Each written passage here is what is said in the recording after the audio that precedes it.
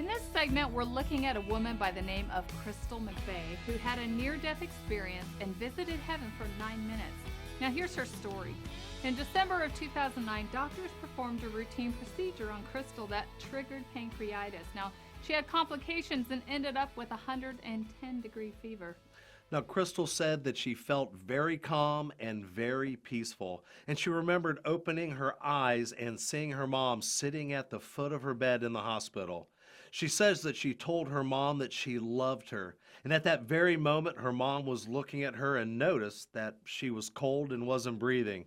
She screamed to the nurse to come quickly that her daughter had died. Now, for the next 9 minutes, doctors and nurses tried to resuscitate Crystal. And about that time, her mom recalls that it seemed so violent, the efforts to resuscitate her.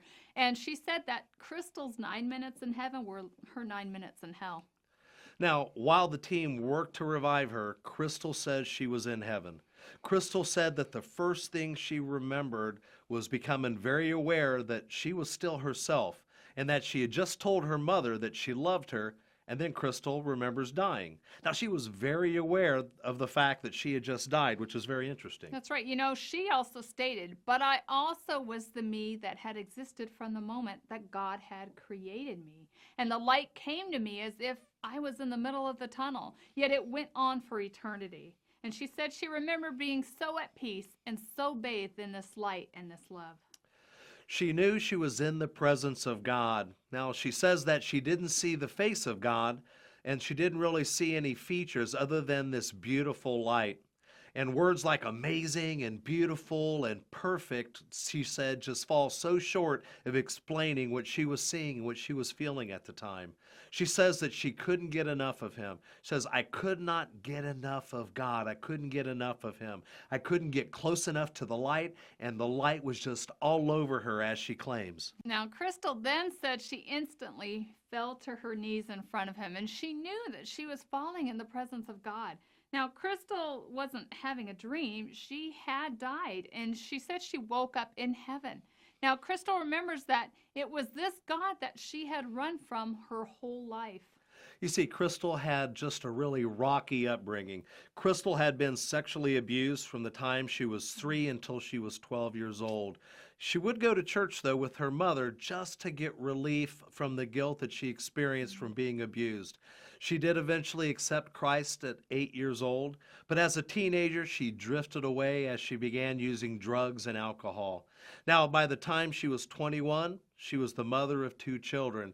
And at the time of her near-death experience, Crystal was 28 years old with twins and was living with her husband, Virgil, at the time. That's right. You know, Crystal said she tried to ask God a question, and she said, I just wanted to know why he didn't love me or why he lets bad things happen. And yet, as she stood in front of him and she faced him and she fell to her knees, she raised her hands, and the only question she called out to him was, why didn't I do more for you?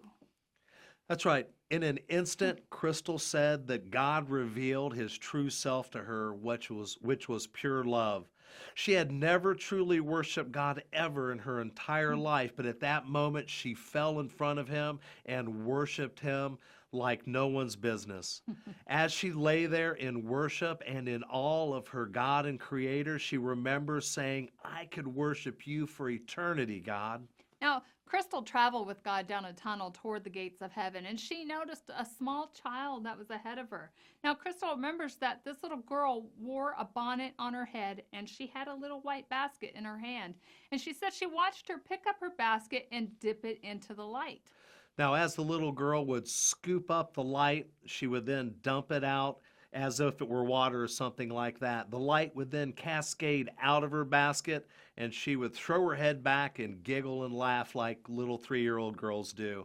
And every time she laughed and every time she moved, Crystal's spirit began to stir and to swell up as if a balloon of love was inside of her.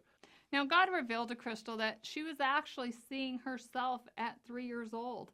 And Crystal said that it was me at the moment the enemy stepped into my life and whispered that I was worthless, that I was broken, that I was disgusting, and that I got everything I deserved. Now, the 3-year-old was Crystal that heard that God didn't love her, that he had abandoned her, and that he had forsaken her, and that, he didn't really even exist. God allowed the grown-up Crystal to see through his eyes what he saw with the 3-year-old Crystal.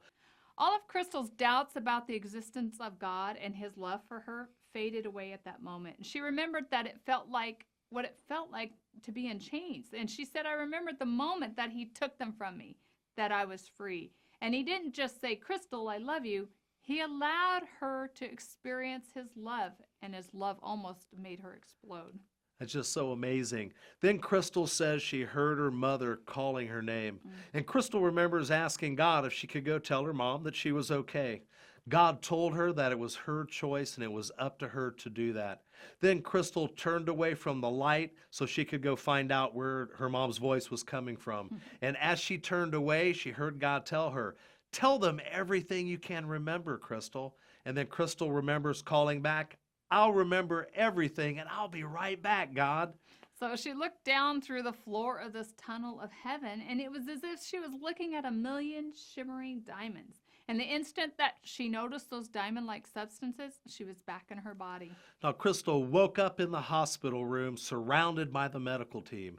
And Crystal says that she turned to her mom immediately, who was crying, and she told her that she was in heaven and that she was with her God and that she was in the most beautiful place with a beautiful light. And she told her mom, I'm okay. I was with God. Crystal left the hospital 8 days later, and she'll tell you that she left there a different person. She says, my life is completely changed. The person that died in that hospital room was not the same person who came back in so many different ways. But the difference is that I know that there is a God who loves us. I know that there is a Father who really is listening to us and who really is holding us. Now, Crystal has written a book about her journey in her New York Times best-selling book called Waking Up in Heaven. Crystal says, people ask me all the time, what is her message and why did God send you back, Crystal? Right, and it's so simple, she said, that it just doesn't matter who we are, where we've been, what we've done, or what's been done to us, but that his love is so vast and so great that it encompasses everything, and that we have that love not for anything that we've done to deserve it, but because he finds us worthy and because he gives us the choice to choose him. Yes.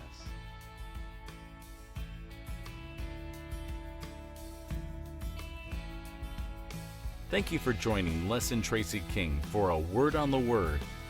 Visit awordontheword.tv to receive their latest audio or video broadcast. A Word on the Word is sponsored by First Century Ministry